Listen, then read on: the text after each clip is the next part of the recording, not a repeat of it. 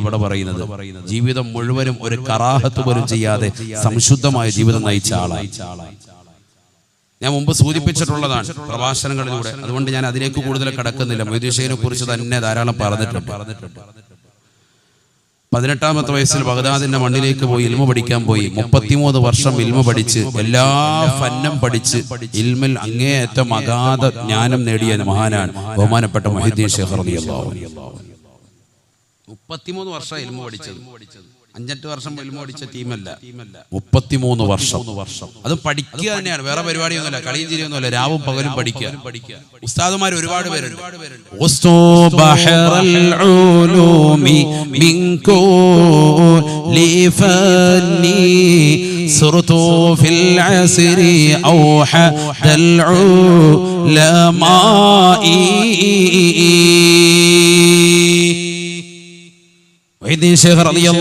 പറയുകയാണ്, ഞാൻ പഠിക്കാത്തതായ ഇൽമില്ല, ഞാൻ ഓതാത്തതായ കിതാബില്ല, ഞാൻ പഠിക്കാത്തതായ ഒരു ഇൽമുമില്ല, ഞാൻ ഓതാത്തതായ ഗ്രന്ഥമില്ല. എല്ലാ ഇൽമും ഞാൻ പഠിച്ചെടുത്തു, എല്ലാ അറിവും ഞാൻ നേടിയെടുത്തു. അക്കാലഘട്ടത്തിൽ ഒറ്റമൊത്തായി ഞാൻ നിലകൊണ്ടു എന്ന് മുഹ്യിദ്ദീൻ ഷെയ്ഖ് റളിയല്ലാഹു അൻഹു തികഞ്ഞ ആലിമാണ്. നമ്മൾ മനസ്സിലാക്കുന്ന പോലെ 10 പേരിൽ 50 മോതിരം ഇട്ടിട്ട് ഒരു മക്ബറയിൽ വന്ന് പച്ച പുതച്ചിരുന്നിട്ട് യാഹൂ അടിച്ച് ജനങ്ങളെ പിഴപ്പിക്കാൻ വേണ്ടി ഇരുന്ന ആളാണ് എന്ന് കരുതരുത്. അങ്ങനത്തെ ഒരു ശൈഖൊന്നും അല്ല. ജനങ്ങളെല്ലാവരും കൂടെ ഊതി തരട്ടെ, അങ്ങനത്തെ പരിപാടി, പൈസ കൊണ്ടുവാ, നിങ്ങളൊക്കെ അങ്ങനെ ആയിരിക്കും കരുതിയിരിക്കുന്നത്. മൊയ്തീൻ ഷെയ്ഖ് എന്നൊക്കെ പറയുമ്പോൾ മുടിയൊക്കെ ഇങ്ങനെ ജട പിടിച്ചിട്ട് കുളിക്കാത്തറയായിട്ട് ഇങ്ങനെ നിൽക്കുന്ന ഒരാളായിട്ട് നിങ്ങൾ ആരും കരുതല്ല. ചിലരുടെ മനസ്സിൽ അങ്ങനെ ഉണ്ടാവും. എല്ലാവരും അങ്ങനെയാണല്ലോ. ഇപ്പൊ ഇങ്ങനെ ഷെയ്ഖ് എന്നൊക്കെ കരുമ്പോ സൂഫി എന്നൊക്കെ കരുതുമ്പോഴത്തേക്ക് ചിലരുടെ മനസ്സിൽ അങ്ങനത്തെ ആളൊന്നും അല്ല ഇത് വലിയ ധനികനായ മനുഷ്യനാണ് മുഹ്യിദ്ദീൻ ഷെയ്ഖ് റളിയല്ലാഹു അൻഹു. അക്കാലഘട്ടത്തിൽ വലിയ പണക്കാരുടെ ലിസ്റ്റിൽ അദ്ദേഹത്തിന്റെ പേരുണ്ട്. പക്ഷെ പണത്തിന്റെ പറുദീസയിൽ നിൽക്കുന്ന ആളല്ല മുഹ്യിദ്ദീൻ ഷെയ്ഖ് റളിയല്ലാഹു അൻഹു. മുഹ്യിദ്ദീൻ ഷെയ്ഖ് റളിയല്ലാഹു അൻഹുവിന്റെ അടുക്കലേക്ക് ഒരു മനുഷ്യൻ വന്നിട്ട് പറയുകയാണ്, ഷെയ്ഖ് അവറുകളെ, നിങ്ങളുടേതാകുന്ന സാധന സാമഗ്രികളുമായി കടന്നു വന്ന കപ്പലിതാ കടലിന്റെ അടിയിലേക്ക് മുങ്ങിപ്പോയിരിക്കുകയാണ്. മുഹ്യിദ്ദീൻ ഷെയ്ഖ് റളിയല്ലാഹു അൻഹു ദർസ് എടുത്തുകൊണ്ടിരിക്കുകയാണ്. തന്റെ മുത്തഅല്ലിമീങ്ങളുടെ മുന്നിലിരിക്കുന്നതായ മുഹ്യിദ്ദീൻ ഷെയ്ഖ് റളിയല്ലാഹു അൻഹു അല്പനേരം മൗലിയായി നിന്നുകൊണ്ട് കുറച്ചു നേരം കഴിഞ്ഞപ്പോൾ പറയുകയാണ്, അൽഹംദുലില്ലാഹ്. അല്പനേരം കഴിഞ്ഞപ്പോ അതേ മനുഷ്യൻ തന്നെ വന്നുകൊണ്ട് പറയുകയാണ്, ശൈഖ് അവറുകളെ, നിങ്ങളുടെ കപ്പലെല്ലാം മുങ്ങിപ്പോയത് അത് മറ്റൊരാളുടെയാണ്, മറ്റൊരാളുടെ സാധനങ്ങളുമായി കടന്നു വന്നതായ കപ്പലാണ് കടലിന്റെ അടിയിലേക്ക് മുങ്ങിപ്പോയത് എന്ന് കേട്ടപ്പോ അല്പനേരം മൗനിയായി നിന്നുകൊണ്ട് ശൈഖ് അവറുകൾ പറയുകയാണ്, അൽഹംദുലില്ലാഹ്. ശിഷ്യന്മാരെ ക്ലാസ് കഴിഞ്ഞപ്പോൾ ചോദിക്കുകയാണ്, പതിവില്ലാതെ അൽഹംദുലില്ലാഹ് ഉരുവിട്ടതെന്നാണ്. മുഹ്യിദ്ദീൻ ഷെയ്ഖ് റളിയല്ലാഹു അൻഹു പറയുകയാണ്, എന്റേതാകുന്ന സാമ്പത്തിക ശേഷി മുഴുവനും ആ കപ്പലിലാണ്. ആ കപ്പലിലുള്ളതാകുന്ന കച്ചവട സാധനങ്ങൾ വഹിച്ചുകൊണ്ട് കടന്നു വന്നു. ആ കപ്പൽ അഴിയിലേക്ക് പോയിട്ടുണ്ട്, എന്റെയാണെന്ന് പറഞ്ഞപ്പോ ഞാനൊരു വേള എന്റെ മനസ്സിലേക്കൊന്ന് നോക്കി, എന്റെ മനസ്സിലേക്ക് ഞാനൊന്ന് നോക്കി. എന്റെ മനസ്സ് അല്ലാഹ് എന്ന ചിന്തയെ വിട്ടുകൊണ്ട് ഈ ലോകത്തിന്റെ തമ്പുരാനായ ജഗന്നിയന്താവായ പരിപാലകനായ സർവേശ്വരനായ സർവാധിപതിയായ സർവലോക സൃഷ്ടിപ്പിന് സംഹാരകർത്താവായ പടച്ചറപ്പിനെ വിട്ടുകൊണ്ട് അല്ലാഹയെ വിട്ട് എന്റെ മനസ്സ് എങ്ങോട്ടെങ്കിലും ചാഞ്ചല്യപ്പെട്ടിട്ടുണ്ടോ? ഞാൻ നോക്കുമ്പോ എന്റെ മനസ്സിന് പതറലില്ല, എന്റെ മനസ്സ് ചെതറിയിട്ടില്ല. ഈ ദുനിയാവിനോടുള്ള അമിതമാകുന്ന ഭ്രമം എന്റെ മനസ്സിൽ വന്നിട്ടില്ല. എന്റെ സമ്പത്ത് നഷ്ടപ്പെട്ടു എന്ന് കേട്ടപ്പോ എന്റെ മനസ്സിനൊരു കുലുക്കവും ഉണ്ടായിട്ടില്ല. അല്ലാഹ് എന്ന ചിന്തയല്ലാതെ മറ്റൊന്നും മനസ്സിലില്ല. എന്റെ മനസ്സിനെ ചെതറാതെ പതറാതെ പിടിച്ചു നിർത്തിയ അല്ലാഹ്, നിനക്കാണ് സർവസ്തുതിയും അല്ലാഹ്. അൽഹംദുലില്ലാഹ്, അൽഹംദുലില്ലാഹ്. അതുകൊണ്ടാണ് ഞാൻ അൽഹംദുലില്ലാഹ് പറഞ്ഞത്. അല്പനേരം കഴിഞ്ഞപ്പോ അതേ മനുഷ്യൻ തന്നെ വന്നുകൊണ്ട് പറയുകയാണ്, ശൈഖ് അവറുകളെ, നിങ്ങളുടെ എല്ലാ കപ്പൽ മറ്റൊരാളുടെ സാധന സാമഗ്രികളുമായി കടന്നു വന്നതായ സാധനമാണ് കടലിന്റെ അടിയിലേക്ക് പോയതുള്ളതെന്ന് കേട്ടപ്പോ ഞാൻ എന്റെ മനസ്സിലേക്ക് വീണ്ടും നോക്കി. എന്റെ മനസ്സിന് വല്ല കുലുപ്പമുണ്ടായിട്ടുണ്ടോ?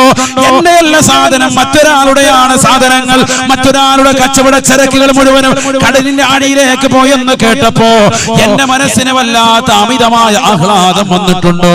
ഞാൻ എപ്പോഴും നോക്കിയപ്പോ എന്റെ മനസ്സ് അല്ല എന്ന ചിന്ത വിട്ടുപോയിട്ടില്ല.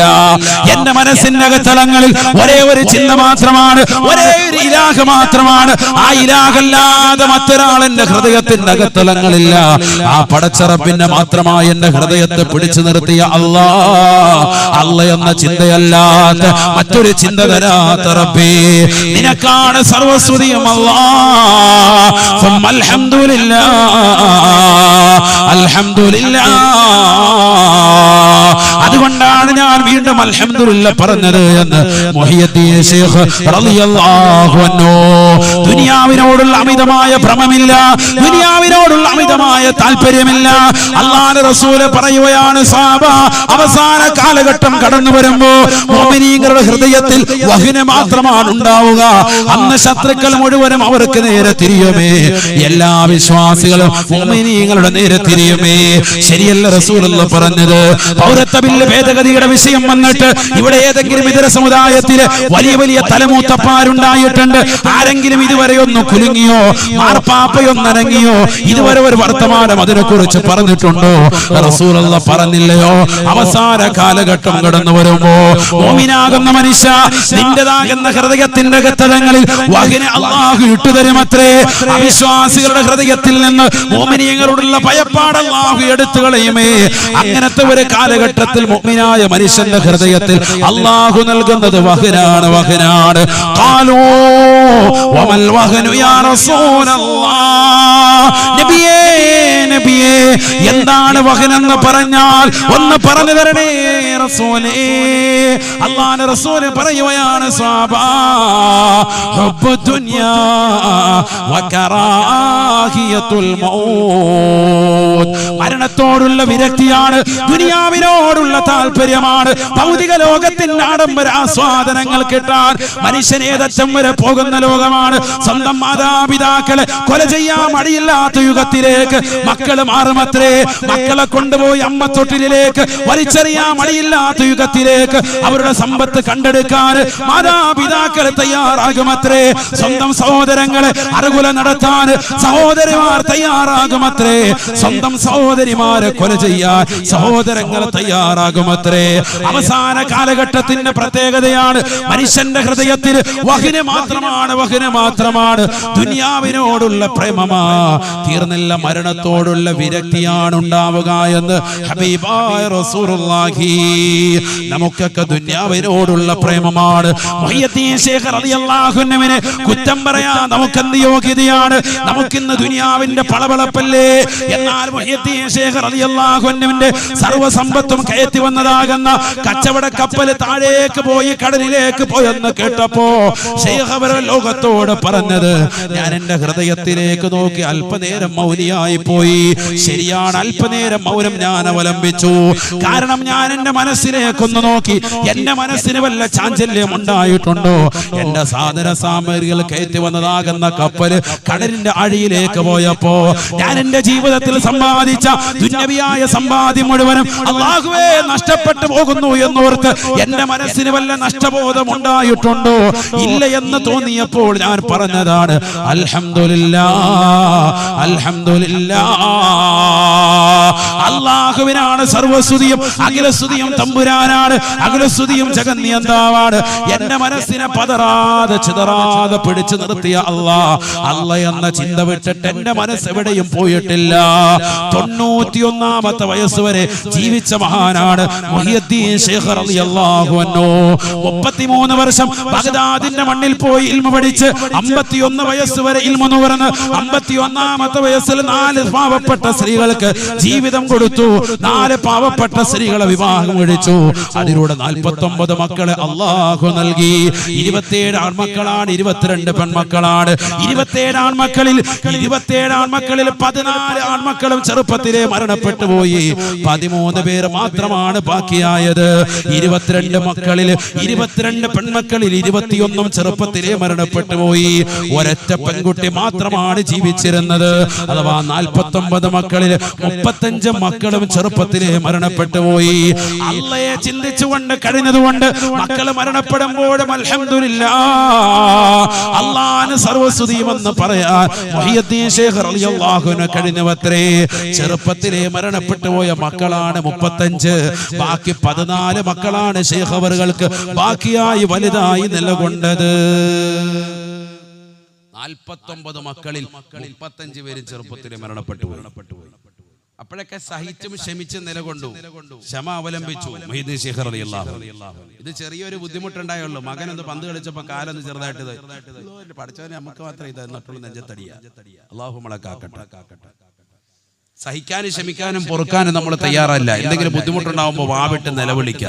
ക്ഷമിക്കണം, നമ്മൾ സഹിക്കണം. അല്ലാഹു തൗഫീഖ് നൽകട്ടെ. വിഷമങ്ങളൊക്കെ സഹിക്കാൻ തയ്യാറാണ് നമ്മൾ. ليس منا من ضرب الخدود وشق الجيوب. പോക്കറ്റ് വലിച്ചു കീറുകയും കവളത്തടിച്ചുകൊണ്ട് വിലപിക്കുകയും ചെയ്യുന്നവർ, ദുരിതങ്ങൾ വരുമ്പോ വിപത്തുകൾ വരുമ്പോ പോക്കറ്റ് വലിച്ചു കീറുകയും കവളത്തടിക്കുകയും ചെയ്യുന്നവർ നമ്മളിൽ പെട്ടവനല്ല, മുസ്ലിമിന്റെ ശൈലിയല്ല എന്ന് ഹബീബായ റസൂലുള്ളാഹി. അതുകൊണ്ട് മുഹീദ്ദീൻ ശൈഖിനെ നമ്മൾ വിമർശിക്കാൻ നിൽക്കണ്ട. ഇതിനൊന്നും ആളായിട്ടില്ല. ആദ്യം മനസ്സിലായിക്കോ. നീ മനസ്സിലാക്കിയതുപോലെ കള്ള ഔലിയ അല്ല മുഹീദ്ദീൻ ശൈഖ് റളിയല്ലാഹു അൻഹു. 33 വർഷം ഇൽമു പഠിച്ചിട്ട് 51ാമത്തെ വയസ്സ് മുതൽ പിന്നീടുള്ള 40 വർഷം ദീനി പ്രബോധന മേഖലകളിൽ നിലകൊണ്ട വ്യക്തിയാണ്. ദീനിനെ സജീവമാക്കിയ വ്യക്തിയാണ്. അതുകൊണ്ടാണ് അദ്ദേഹത്തെ മുഹിയുദ്ദീൻ എന്ന് കാലം വിളിച്ചത്. ദീനിനെ ജീവിപ്പിച്ച വ്യക്തി എന്ന് വിളിച്ചത്. 40 വർഷം ദീനി പ്രബോധന മേഖലകൾ നിലകൊണ്ടു. ദീൻ പഠിപ്പിച്ചു കൊടുക്കാണ് ജനങ്ങൾക്ക്. മുദർരിസാൻ തദ്രീസിന്റെ മേഖലകൾ നിലകൊണ്ടു. 40 വർഷം കൂടെ കഴിഞ്ഞപ്പോൾ എത്രയായി? 91 വയസ്സായി. അവിടുന്ന് വഫാത്തായി. അദ്ദേഹത്തിന്റെ മകൻ, മൂത്ത മകൻ അബ്ദുൽ വഹാബ് റളിയല്ലാഹു അൻഹു മഹാനുഭാവനാണ് മയ്യിത്ത് നമസ്കാരത്തിന് ജനാസയ്ക്ക് ഇമാമത്ത് നിർവഹിച്ചത് എന്ന് ചരിത്രത്തിൽ കാണാം. കാരണം എന്താ, മകനെ അതുപോലെ പഠിപ്പിച്ച് വലിയ ആലിമാക്കി തികഞ്ഞ പണ്ഡിതനാണ്. അതുകൊണ്ട് ആ മകനെ ഇമാമത്ത് നിർത്തി. ചെറിയ ആളല്ല മുഹീദ്ദീൻ ശൈഖ് റളിയല്ലാഹു അൻഹു. ചെറിയ വ്യക്തിയല്ല, ഒരു നിസാരനായ വ്യക്തിയായി കാണരുതേ. അൽ വലിയു അൽ ആരിഫു ബില്ലാഹ് ഹസ്ബ മാ യുംകിൻ അൽ മുവാദിബു അല ത്വാആതി അൽ മുജ്തനിബു അനിൽ മഹ്ദൂറാതി മിനൽ ലഹവാതി വശഹവാതി വൽ ഹഫവാത്. എന്താ വലിയ എന്ന് പറഞ്ഞാൽ നീ മനസ്സിലാക്കിയതുപോലെ, ഞാൻ നേരത്തെ പറഞ്ഞതുപോലെ 50 വിരല് അല്ല 10 വിരൽ 50 മോതിരം ഇട്ടിട്ട് ഇങ്ങനെ കാണിക്കുന്നവനല്ല. അങ്ങനെ കാണിക്കുന്ന ടീംസ് ഉണ്ടാവും. കള്ള ഊലിയാക്കന്മാര്, കള്ള ജിന്നമ്മമാര്, കള്ള ശൈഖന്മാരായിട്ട് ചമയുന്നവർ. ഒരു പച്ച ശാലിട്ട ഉടനെ വലിയാണെന്ന് മനസ്സിലാക്കണ്ട. അങ്ങനെയൊന്നും നീ മനസ്സിലാക്കണ്ട. കേരള സമൂഹത്തിൽ ധാരാളമുണ്ട് കള്ള ഊലിയാക്കന്മാർ. മുഹീദ്ദീൻ ശൈഖിന്റെ റളിയല്ലാഹു അൻഹുവിന്റെ പേരിലുള്ള യഥാർത്ഥമായ തരീഖത്ത്, ഖാദിരിയ തരീഖത്തിനെ പോലും വ്യാജം ചിത്രീകരിച്ചുകൊണ്ട് നടക്കുന്ന ധാരാളം കള്ള ശൈഖന്മാര് കേരളത്തിൽ തന്നെ ധാരാളമുണ്ട്. നമ്മൾ അവരുടെ പിറകെ ഒന്നും പോകണ്ട. മനസ്സിലാക്കണം, വളരെ ശ്രദ്ധിക്കേണ്ടതാണ്. അൽ വലിയു, വലിയ എന്ന് പറഞ്ഞാൽ അൽ ആരിഫു ബില്ലാഹി ഹസ്ബ മാ യുംകിൻ, അല്ലാഹുവിനെ കുറിച്ച് നല്ലതുപോലെ അറിവിന്റെ ആഴിയിലെത്തിയിട്ടുള്ളവർക്ക് വലിയെന്ന് തന്നെ പറയാൻ പറ്റും. അല്ലാഹുവെ കുറിച്ച് ശരിക്കും പഠിച്ചവരാണ്. ഹസ്ബ മാ യുംകിൻ, പഠിക്കാവുന്നതിന് അങ്ങേയറ്റം പഠിച്ചവരാണ്. അല്ലാതെ ഒരു മസല ചോദിച്ച് ഇപ്പോൾ വരാന്ന് പറഞ്ഞ ടോയ്ലറ്റിൽ പോയിരുന്ന ഉസ്താദിനെ മെസ്സേജ് വാട്സാപ്പിൽ മറുപടി കിട്ടിയതിന് ശേഷം ഇറങ്ങി വന്ന് 10 കൊടുക്കുന്നവരല്ല. അവനൊന്നും വലിയല്ല. വലിയെന്ന് പറഞ്ഞാൽ മസല ചോദിച്ചാൽ മദ്ഹബിന്റെ വീക്ഷണത്തിൽ കൃത്യമായ മറുപടി നിർവഹിക്കാൻ കഴിയുന്ന വ്യക്തിക്ക് വലിയെന്ന് പറയാൻ പറ്റും. കൃത്യമായ മറുപടി, ഏറ്റവും റാജിഹായി വെച്ച് നല്ല മറുപടി കൊടുക്കാൻ കഴിയുന്ന അതിനെ വലിയാക്കാവുള്ളൂ. നല്ല അറിവുണ്ടാവണം. അറിവുള്ള ആളുകളെ വലിയാവുള്ളൂ. അല്ലാതെ ചുമ്മാ വസ്ത്രവിധാനത്തിനും കോലം കെട്ടലും കണ്ടിട്ട് അവരുടെ പുറകെ പോകണ്ട. മനസ്സിലായിക്കോ, ഞാനിത് പറയുന്നത് വളരെ ശ്രദ്ധിക്കുക. സ്ത്രീകളുള്ളത് കൊണ്ടാണ് ഇത് ഗൗരവത്തിൽ പറയുന്നത്. സ്ത്രീകളാണ് ഈ വിഷയത്തിൽ നല്ലതുപോലെ അറിവ് നേടേണ്ടവർ. കാണുന്നവരൊക്കെ പുറകെ കാണുക, അയ്യോ അവിടെ നല്ലൊരു ശൈഖുണ്ട്, അവിടെ ഒരു ജിന്നുമ്മ ഉണ്ട്, എന്ത് പറഞ്ഞാലും റെഡിയാക്കി തരും, അവിടെ പോയാൽ മതി. അല്ലാഹു നമ്മളെ കാക്കട്ടെ. കാശ് മുഴുവൻ വലിച്ചിട്ട് അവസാനം ഇടാൻ ഡ്രസ്സ് പോലും ഇല്ലാതെ ഇറക്കി വിടും. അങ്ങനത്തെ ടീംസ് ആയിരിക്കുന്നത്. മൊത്തം ആത്മീയ ചൂഷണമാണ്. മനസ്സിലാക്കണം. നമ്മൾ ഈ കള്ള ഔലിയാക്കളുടെ പിറകെ ഒന്നും പോകണ്ട. നമുക്ക് അള്ളാഹുവിന്റെ ഔലിയാക്കൾ അള്ളാഹു സുബ്ഹാനഹു വ തആല നേരിട്ട് കാണിച്ചു തന്നിട്ടുണ്ട്. കരുനാഗപ്പള്ളി ശൈഖന്മാര് അല്ലേ? അതിനപ്പുറത്തേക്ക് ഇനി ഒരു വലിയനെ നമുക്ക് കരുനാഗപ്പള്ളിക്കാർക്ക് വേണ്ട. ഏറ്റവും വലിയ വിലായത്തിന്റെ മർത്തബയിലുള്ളവരാണ്. അവരേറ്റവും വലിയ സമുന്നതമായ വ്യക്തിത്വങ്ങളാണെന്നുള്ളതിന് ഏറ്റവും വലിയ തെളിവാണ് താജ്മഹൽ പോലെ ഉയർന്നു നിൽക്കുന്ന മനോഹരമായ ഒരു ഗേഹം, അള്ളാഹുവിന്റെ ഭവനം എന്നുള്ളത്. അള്ളാഹുവിന്റെ മഹത്തുക്കളാകുന്ന ഔലിയാക്കളുടെ മനോഹരമായ കൂടാരത്തിന് കീഴിൽ അള്ളാഹു വെച്ചു.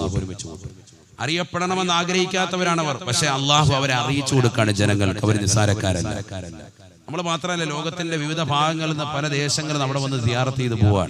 അവർ നിസ്സാരക്കാരല്ല. പക്ഷെ പോകേണ്ടത് കോലത്തിൽ പോകണം. അവരെ സ്ത്രീകൾ ഇടകലരുന്നുണ്ടല്ലോ ഉസ്താദെ, അതിനോട് പറയണ്ട. നമ്മൾ പലവട്ടവും പറഞ്ഞിട്ടുള്ളതാണ്, ഇടകലരാൻ പാടില്ല, മാന്യമായ രീതിയിൽ പോകണം, മാന്യമായ വസ്ത്രം ധരിച്ചു പോകണം. സ്ത്രീകൾ പോയി നിൽക്കേണ്ട രീതിയുണ്ട്. അവർ ശരീരം മുഴുവനും മറക്കണം, ശരീരത്തിന്റെ നഗ്നതകൾ മുഴുവൻ മറച്ചിട്ട് വേണം പോകാൻ. ഇതൊക്കെ ഇസ്ലാമികമായ മാനമാണ്. അതങ്ങനെ തന്നെ ശ്രദ്ധിച്ചപ്പോ അത് ശ്രദ്ധിച്ചോ. പുരുഷന്മാരുമായിട്ട് ഇടകലരാൻ പാടില്ല. അതൊക്കെ വളരെ ഗൗരവത്തിൽ ശ്രദ്ധിക്കേണ്ട വിഷയമാണ്. വളരെ ഗൗരവത്തിൽ ശ്രദ്ധിക്കേണ്ട വിഷയം, നിസ്സാര വിഷയമല്ല. കാരണം എന്തുകൊണ്ട്? ആ ഇടകലർച്ച കൊണ്ട് ശൈഖുകളുടെ മുന്നിലൊക്കെ വന്നിട്ട് ചില ആളുകൾ എന്നിട്ട് സെൽഫി, പള്ളി ഉൾപ്പെടെ സെൽഫി എടുത്ത് കെട്ടിട്ട് പോകുന്നവരുണ്ട്. പെണ്ണുങ്ങൾ ഉൾപ്പെടെ ദാമ്പത്യ വല്ലരിയിലേക്ക് കടന്നു വന്നിട്ട് ആദ്യത്തെ സെൽഫി ശൈഖുകളുടെ മുന്നിൽ നിന്നായിക്കോട്ടെ. പരിപാടി അതാ, രണ്ടുപേരും കൂടെ അവിടെ വന്നിട്ട് തിണ്ണെ കയറി എന്നിട്ട് ഉസ്താദിന്റെ റൂം തീർച്ചയായിട്ടും സെൽഫി എടുത്ത് വെക്കുക. ആ പരിപാടിയൊന്നും വേണ്ട. അദബ് കേടാണ്, ഗുരുത്തക്കേടാണ്. അള്ളാഹു നമ്മളെ കാത്തിരക്ഷിക്കട്ടെ. അവിടെ നമ്മൾ പൊതുവായിട്ടുള്ള ഒരു കാഴ്ചവസ്തുവായിട്ട് നിൽക്കാൻ പാടില്ല. അതോടുകൂടിയും ഗുരുത്വത്തോടുകൂടിയും ചെയ്താൽ ഇതിനൊക്കെ ഭവ്യതയുണ്ട്. നമ്മളിപ്പോ ഈ വാതിലിന്റെ സദസ്സിലേക്ക് വന്നു. ഇവിടുന്ന് തിരിച്ചു പോകുമ്പോഴും വരുമ്പോഴും ഒക്കെ അന്യ സ്ത്രീകളുമായിട്ട് ഇടകലരാനാണ് നിന്റെ മനസ്സിന്റെ ഭാവമെങ്കിൽ നിയ്യത്ത് തെറ്റിപ്പോയി. അവിടെ പോയ 10 പെണ്ണുങ്ങളെ കാണാം, റാഹത്താണ്, വെളിയിൽ നിന്നാ മതി, മാല മറക്കപ്പുറത്ത് നിന്നാ മതി എന്നുള്ള ലക്ഷ്യമാണ് നിന്റെ മനസ്സിലേക്ക്. നിയ്യത്ത് തെറ്റി. അള്ളാഹു നമ്മളെ കാക്കട്ടെ. നല്ല നിയ്യത്തിലാണ് പോകുന്നത് നിന്റെ അമല് എങ്കിലും ഇൻഷാ അല്ലാഹ് അല്ലാഹു കബൂലാക്കും. നിസ്സാര കാര്യമല്ല ഇത്. ചെയ്താൽ വർണ്ണമായ പ്രതിഫലം, ചെയ്യേണ്ടതുപോലെ ചെയ്താൽ. നല്ല വസ്ത്രം ധരിച്ച് അത്തറൊക്കെ തേച്ച് കുളിച്ച് വൃത്തിയായി ശുദ്ധിയുള്ള സമയത്ത് സ്ത്രീകൾ റാഹത്തായ നിലയിലാണ് പോകുന്നത്.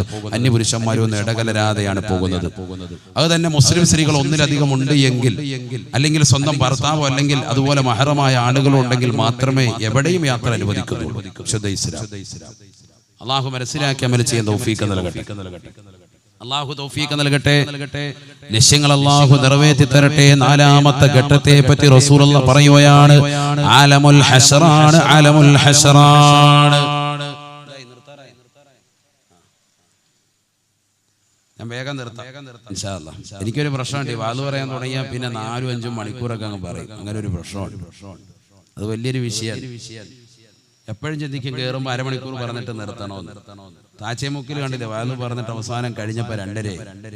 ഞാൻ വീട്ടിലെത്തിയപ്പോഴത്തേക്കും സുബൈ ബാങ്ക് വിളിച്ചു. നിങ്ങൾ പിന്നെ സുബൈ നിസ്കരിച്ചോന്നുള്ളത് അന്വേഷിക്കേണ്ടിയിരിക്കും. റൂപ്പിട്ടൊരു ഉറയും കാണും. ഈ സദസ്സൊക്കെ എന്തിനാ ഇങ്ങനെ നടത്തുന്നത് എന്ന് ചോദിക്കുന്നവർക്കുള്ള ഏറ്റവും വലിയ മറുപടി അതാണ്. മാറാവ്യാധികളിൽ നിന്ന് സംരക്ഷണം അള്ളാഹു നൽകും. അള്ളാഹുവിന്റെ ഔലിയാക്കളെ സ്മരിച്ച് അള്ളാഹു നമ്മളെ കബൂലാക്കുമാറാവട്ടെ. അപ്പൊ 4ാമത്തെ ഘട്ടം അതാണ്, ആലമുൽ ഹശ്ർ, മഹ്ശറയാണെന്ന് സയ്യിദുനാ റസൂലുള്ളാഹി. 4ാമത്തെ ഘട്ടം മഹ്ശറയാണ്. മഹ്ശറ എന്ന് പറയുന്നത് നമ്മൾ മനസ്സിലാക്കിയതുപോലെ പെട്ടെന്നങ്ങ് കഴിയും ഒന്നും കരുതണ്ട. മഹ്ശറ എന്തുകൊണ്ടാണ് അത് ലോകമായത്? അതൊരു വിചാരണയുടെ ഘട്ടം. അത് ലോകമാകാൻ കാരണം അവിടുത്തെ ഒരു ദിവസം എന്ന് പറയുന്നത് ഈ ദുനിയാവിലെ 50,000 വർഷമാണെന്ന് വിശുദ്ധമായ ഖുർആൻ. അവിടുത്തെ ഒരു ദിവസം ദുനിയാവിലെ 50,000 വർഷം, അത്രയേ ഉള്ളൂ. പെട്ടെന്ന് കഴിയും. ഖുർആൻ പറഞ്ഞാണ് സൂറത്തുൽ മആരിജ്, ബിസ്മില്ലാഹിർ റഹ്മാനിർ റഹീം, സഅല സായിലുൻ ബിഅദാബിൻ വാഖിഅ ലിൽ കാഫിരീന ലൈസ ലഹു ദാഫിഅ മിനല്ലാഹി ദിൽ മആരിജ് تعرج الملائكة والروح إليه في يوم كان مقداره 50,000 سنة فاصبر صبرا جميلا في يوم كان مقداره 50,000 سنة. ഖുർആൻ പറയാണ് അവിടുത്തെ ഒരു ദിവസം ദുനിയാവിലെ 50,000 വർഷം. എത്ര നാളത്തെ വിചാരണ പറയാൻ അങ്ങോട്ട് ചെന്നത്? എത്ര നാളത്തെയാണ്? ആകെ 100 കൊല്ലം ജീവിച്ച്, അങ്ങനെ കരുതിക്ക് അത്ര ആയുസ്. അള്ളാഹു നമുക്ക് അവന്റെ ത്വാഅത്തിലായി ദീർഘായുസ്സ് നസീബാക്കട്ടെ. ഈ 100 വർഷത്തെ വിചാരണ പറയാനാണ് മഹ്ശറിൽ പോയി നിൽക്കുന്നത്. അവിടുത്തെ ഒരു ദിവസം 50,000 വർഷം. നഊദു ബില്ലാഹ്, അല്ലാഹു നമ്മളെ കാക്കട്ടെ. ഓരോ ഘട്ടങ്ങൾ നമ്മൾ മനസ്സിലാക്കണം. ഇത് നിസ്സാരമല്ല. ഇവിടെ ദുനിയാവിൽ നീ കളിച്ചും രസിച്ചൊക്കെ പോകുമ്പോ നീ മനസ്സിലാക്കി നീ മഹ്ശറിൽ പോകാനുള്ളവനാണ്, വിചാരണ നേരിടേണ്ടവനാണ്. എന്താണ് മഹ്ശറ? ചെറുതല്ല. നബിയനാ റസൂലുള്ളാഹി സ്വല്ലല്ലാഹു അലൈഹി വസല്ലമ തങ്ങൾ പറയുകയാണ്, 16,15,15,000 കിലോമീറ്റർ അകലെ നിൽക്കുന്നതായ സൂര്യൻ തലയ്ക്ക് മീതെ കൊണ്ടുവന്ന് വിചാരണ നടത്തുന്ന സ്ഥലമാണ് മഹ്ശറ. മഹ്ശറ എന്ന് പറഞ്ഞാൽ സൂര്യനെ തലയ്ക്ക് മീതെ കൊണ്ടുവരും. നരകത്തെ മുന്നിൽ കൊണ്ടുവന്ന് നിർത്തിയിട്ടാണ് വിചാരണ നടത്തുക. നരകത്തെ മുന്നിൽ കൊണ്ടുവരും. ചെറിയതല്ല. നരകത്തിന്റെ ചൂട് പറയേണ്ടതില്ലല്ലോ, സൂര്യന്റെ ചൂട് പറയേണ്ടതില്ലല്ലോ. ചുട്ടുപൊഴുത്ത് നിൽക്കാണ്. അങ്ങനെയാണ് നീ വിചാരണ നടക്കുക. ചെറിയ രംഗമല്ല. അതല്ലേ റസൂലുള്ളാഹി പറഞ്ഞത്, വമിൻഹും മൻ യൽജിമുഹുൽ അറഖു ഇൽജാമ. ചിലരുടെ കണങ്കാല് വരെ വിയർപ്പിൽ, ചിലരുടെ മുട്ടുകാല് വരെ വിയർപ്പിൽ, ചിലരുടെ അര വരെ വിയർപ്പിൽ, ചിലരുടെ തോള് വരെ വിയർപ്പിൽ, ചിലർ വിയർപ്പിൽ അങ്ങ് മുങ്ങിക്കുളിക്കുമെന്ന് സയ്യിദുനാ റസൂലുള്ളാഹി. ഓരോരുത്തരുടെയും അമലിനെ ബേസ് ചെയ്തിട്ടാണ് ജീവിതത്തിൽ നമസ്കാരം എങ്ങനെയാണ് നിർവഹിച്ചിട്ടുള്ളത് അതിനനുസരിച്ചിട്ടുണ്ടാവും. എങ്ങനെയാണ് ജീവിതത്തിൽ നിന്റെ സുഹൃതമുള്ളത് അതിനനുസരിച്ചിട്ടുണ്ടാവും. ഏതുപോലെ പ്രളയം വന്നപ്പോഴത്തേക്കും ഓരോരുത്തരുടെയും വീടുകളിൽ വെള്ളം കയറിയത് വിഭിന്നമാണ്. വെള്ളം കയറിയിട്ടുള്ള ഭാഗങ്ങളിൽ അന്വേഷിച്ചാൽ അറിയാം. ചിലരുടെ പെരയ്ക്കകത്ത് കയറിയിട്ടില്ല, ചിലരുടെ മുറ്റം വരെ വന്നിട്ടുണ്ട്, ചിലരുടെ സിറ്റ് ഔട്ട് വരെ വന്നിട്ടുണ്ട്, ചിലരുടെ പെരയ്ക്കകത്ത് കയറി, ചിലരുടെ അര വരെ കയറി, ചിലരുടെ പെര ഒന്നായിട്ട് ചെങ്ങന്നൂർ ഭാഗത്തൊക്കെ മുങ്ങിപ്പോയി, ഒരു നില ഒന്നായിട്ട് പോയി, ചിലർ 2ാം നില വരെ എത്തുന്ന രീതിക്കായി. എന്നതുപോലെ ഓരോരുത്തരും ചെയ്യുന്ന അമലിനനുസരിച്ച് അല്ലാഹു സുബ്ഹാനഹു വ തആല വിയർപ്പിലാണ് മുങ്ങിക്കുളിക്കുന്നത്. ചെളിയൊന്നല്ല, വിയർപ്പിൽ മുങ്ങും. എന്ന് ചിന്തിച്ചു നോക്ക്. മനുഷ്യൻ അവന്റെ വിയർപ്പിൽ മുങ്ങിക്കുളിക്കുമെന്ന് ഹബീബ് റസൂലുള്ളാഹി. അതാണ് മഹ്ശറ. ചെറിയ രംഗമല്ല. അവിടെ മതിലപ്പുറത്തെക്കാരെ നിൽക്കുന്നത്. ഇങ്ങോട്ട് പോരെ, ഇവിടെ വന്ന് നിൽക്ക്. മരിങ്ങോട്ട് നോക്കുന്ന പൊതി വിളമ്പാൻ തുടങ്ങിയോന്നായത് നോക്കുന്നത്.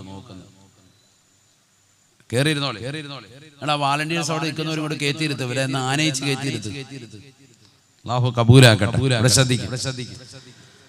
അപ്പൊ അതാണ് മഹ്ശറ എന്ന് പറഞ്ഞാൽ നരകം കൂടി എത്തിയെങ്കിലേ വിചാരണ തുടങ്ങൂ എന്നാണ് സയ്യിദുനാ റസൂലുള്ളാഹി സ്വല്ലല്ലാഹു അലൈഹി വസല്ലം പറയുന്നത്. ചെറിയ രംഗമല്ല.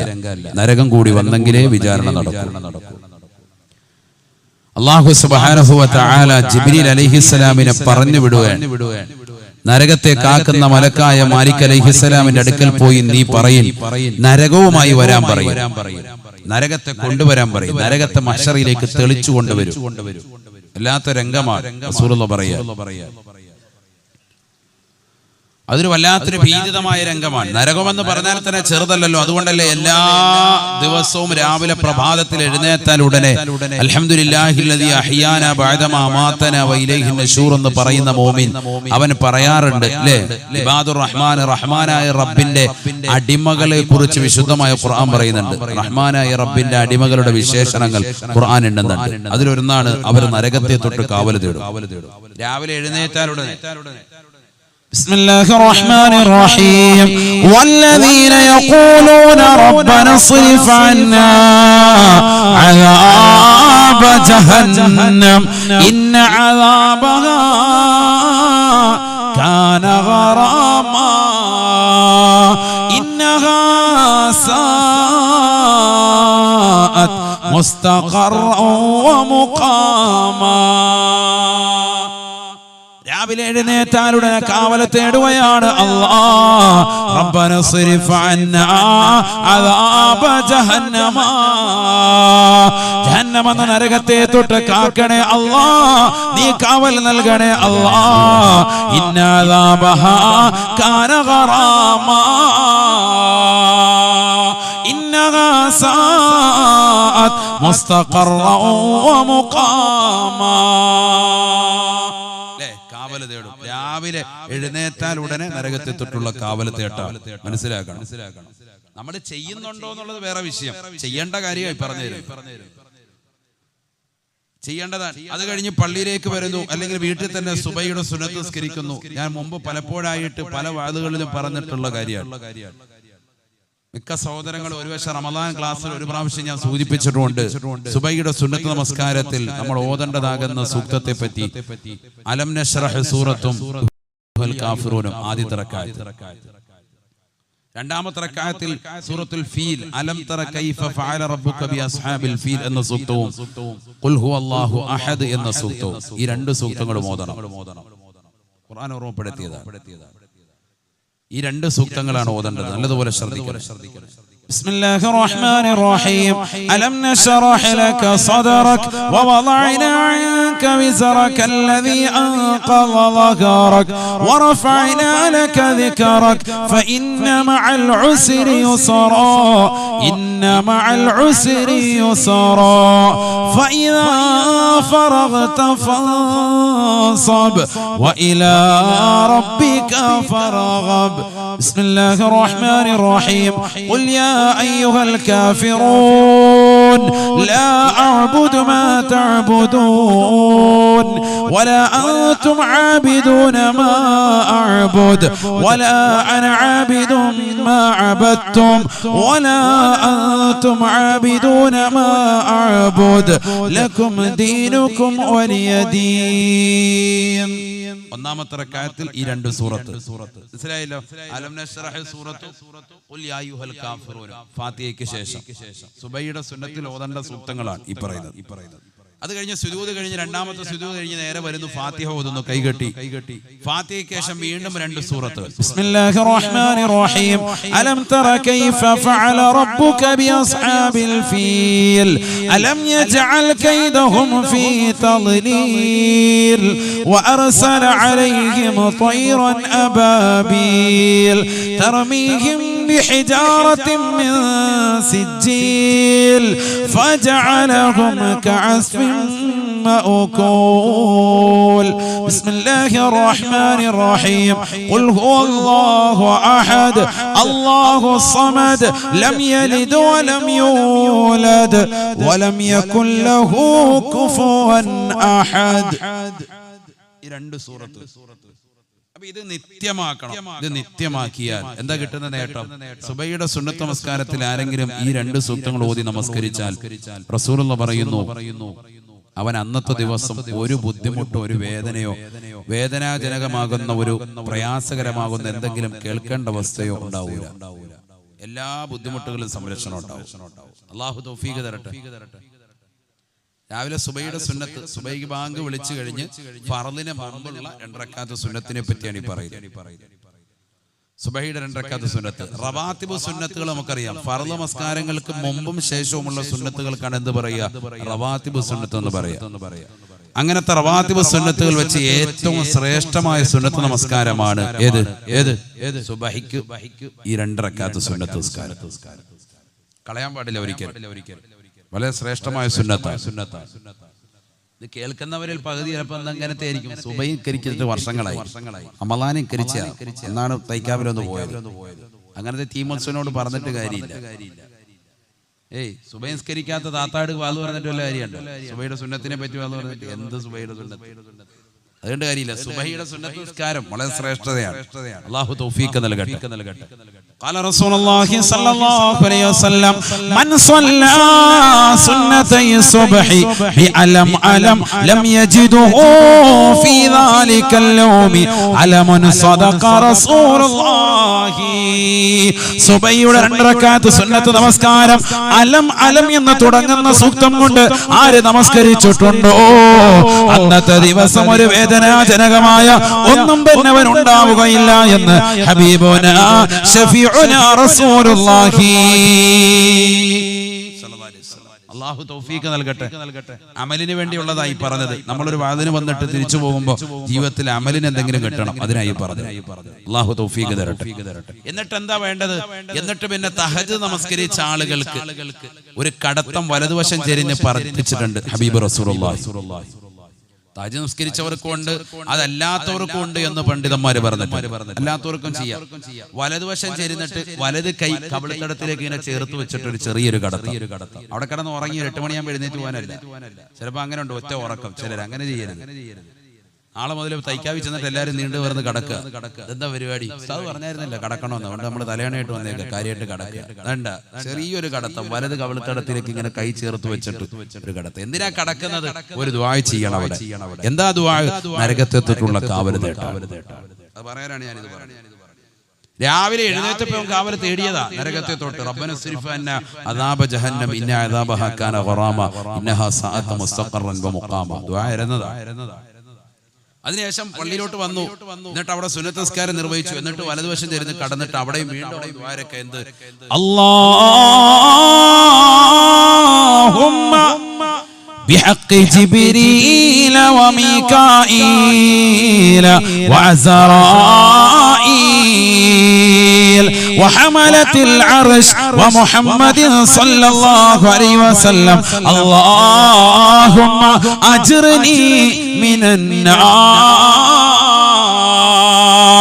ജിബ്രീലിന്റെ ബറക്കത്ത് കൊണ്ട്, മീകായിലിന്റെ ബറക്കത്ത് കൊണ്ട്, ഇസ്രാഫീലിന്റെ ബറക്കത്ത് കൊണ്ട്, അസ്റായിലിന്റെ ബറക്കത്ത് കൊണ്ട്, അല്ലാഹുവിന്റെ അർശിനെ വലയം ചെയ്യുന്ന മലായികത്തിന്റെ ബറക്കത്ത് കൊണ്ട്, കാരുണ്യത്തിന്റെ കരസ്പർശം കൊണ്ട് മാലോകരുടെ മനതലങ്ങളെ മദീനയിലേക്ക് മാടി വിളിച്ച ഹബീബ് മുഹമ്മദ് മുസ്തഫ സല്ലല്ലാഹു അലൈഹി വസല്ലമ തങ്ങളുടെ ഹഖ് ജാഗ് ബറക്കത്ത് കൊണ്ട് അല്ലാഹുമ്മ അജ്റിനി മിനന്നാർ അല്ലാഹുമ്മ അജ്റിനി മിനന്നാർ. എന്നെ നീ നരകത്തെ തൊട്ട് കാക്കണേ അല്ലാഹ്, നരകത്തെ തൊട്ട് കാക്കണേ അല്ലാഹ്. 3 പ്രാവശ്യം ഈ ദുആ ആവർത്തിക്കണം. ഏതാ ദുആ? ഇന്ന് എല്ലാവരും ചൊല്ലിക്ക അല്ലാഹുമ്മ. ഉറക്കെ പറ. ഇതെന്താ വേണ്ടാത്ത? അല്ലാഹുമ്മ ബിഹഖി ജിബ്രീല وميكائيل وإسرافيل وعزرائيل وحملة العرش ومحمد صلى الله عليه وسلم اللهم أجرني من النار. 3 പ്രാവശ്യം ഇതുവാ. നരകത്തെ തൊട്ടുള്ള കാവൽ തേട്ടം. നേരം വെളുത്തിട്ടില്ല, അതിനു മുമ്പേ തുടങ്ങി പരിപാടി. എന്നിട്ട് പള്ളിയിൽ പോവാൻ അല്ലേ? സുന്നത്ത് നിസ്കാരം എവിടെയാ വേണ്ടത്? വീട്ടിൽ. പരമാവധി വീട്ടിൽ നമസ്കരിക്കണം. ഇനി അതല്ല, വീട്ടിൽ നിസ്കരിച്ചു കഴിഞ്ഞാൽ പിന്നെ അവിടെ തന്നെ ഫർള് നിസ്കരിച്ചിട്ട് മാറി കിടക്കുന്ന ഹൈവാനാണെങ്കിൽ പള്ളി പോകുന്നത് തന്നെ അല്ലേ. ചിലപ്പോൾ വീട്ടിൽ നിസ്കരിക്കാൻ പറഞ്ഞാൽ മുസല്ല വിരിച്ചില്ലേ, ഇവിടെ തന്നെ അടക്കം ചെറിയ ക്ഷീണമുണ്ട്, പിന്നെ അവിടെ തന്നെ അങ്ങ് ചായും. അങ്ങനെ വേണ്ട. അങ്ങനെയാണ് പള്ളിയിൽ തന്നെ വെക്കും. വീടുകളെ നിങ്ങൾ ശ്മശാനമാക്കരുത് എന്ന് സയ്യിദുനാ റസൂലുള്ളാഹി. لا تجعلوا بيوتكم مقابرا لا تجعلوا بيوتكم مقابرا.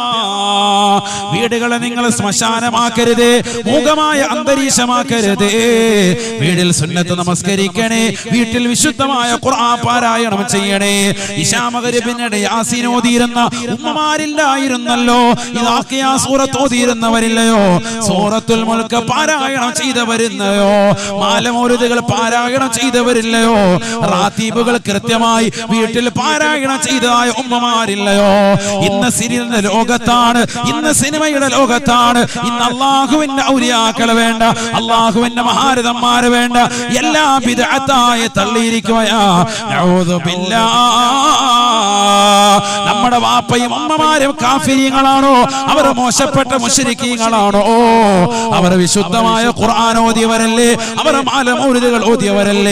അവർ പ്രസവത്തിന്റെ സമയത്ത് ഹോസ്പിറ്റലിലേക്ക് മക്കളെ കൊണ്ടുപോയി വിടുമ്പോ വീട്ടിലിരുന്ന് കൊണ്ട് നഫീസത്ത് മാല പാരായണം ചെയ്തതായ ഉമ്മമാര് കരുനാഗപ്പള്ളിയിൽ ഉണ്ടായിരുന്നില്ലയോ? മാലമൗലിദുകൾ പാരായണം ചെയ്ത ഉമ്മമാരുണ്ടായിരുന്നില്ലയോ? മുഹയ്യദ്ദീൻ ശൈഖ് റളിയല്ലാഹു അൻഹുവിന്റെ പേരിൽ നേർച്ച നേർന്നിരുന്ന മഹാരഥന്മാരായ ആളുകൾ ഉണ്ടായിരുന്നില്ലയോ? ചെറിയ കൂലിയല്ല ഉമ്മ, ചെറിയ കൂലിയല്ല വാപ്പ. അല്ലാഹുവിന്റെ ഔലിയാക്കളെ നിഷേധിക്കരുത്. ആ മഹത്തുക്കൾ കാണിച്ചു തന്ന മാതൃക അത് പരിശുദ്ധമായ ഇസ്ലാമിന്റെ മാതൃകയാ.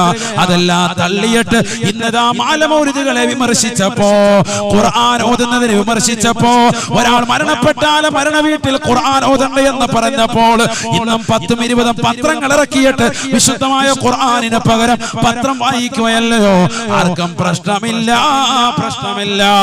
അല്ലാഹുവിന്റെ കലാമോദി മരണപ്പെട്ട വ്യക്തിക്ക് വേണ്ടി ഹദിയ ചെയ്തപ്പോ അതിനെ എതിർത്തതായ ആളുകളല്ലയോ? നഊദു ബില്ലാഹ്. ഇന്ന് വാപ്പ മരിക്കുമ്പോ 10 പേര് ഒരു ഫാത്തിഹ പോലും ഓതാനില്ല. അവസ്ഥ അവിടെ മാറി. 10 പേര് ഫാത്തിഹ ഇല്ല, പിന്നെന്താ 10 പേര് പത്രം വായിച്ചു തരും. മലയാള മനോരമ അടക്കമുള്ളത്. വല്യപ്പ എന്നെ ജോലിയായിരുന്നു, റിട്ടയർഡ് അധ്യാപകരായിരുന്നു, ട്രെയിൻ അടിയിൽ പോയി. കുഴപ്പമില്ല, എല്ലാം വായിക്കാം. മകന് മരുമകൻ എന്നെ ജോലി, പത്രം വായിച്ചിട്ട് പോവാ.